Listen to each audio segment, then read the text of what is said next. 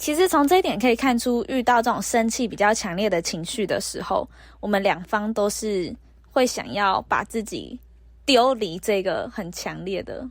情绪。对，一定会。可是我突然想要补充的是，为什么我会没有先说我现在在生气，所以我要冷静？为什么这个步骤没有？第一个是可能讲了就会爆，所以没有办法。第二个是有时候我不见得有想清楚我现在这个是什么状况，可能我快要生气了，可是我不见得知道我现在怎么了，所以我要生气了，或者说我不见得知道这个动作怎么了，所以我要生气了，可能连那个点是什么我都还不知道，我只知道快要到点了啊。对，冷静就是一个最好的思考的空间。对我来说，我生气的这个情绪，我希望它到最后被解决的方式是因为这个生气是因为你的某些事情让我引起不开心的感觉，那我就会希望这件事情圆满的结束，至少我们能说开，我能表达，希望你以后能以更尊重的方式来对待我。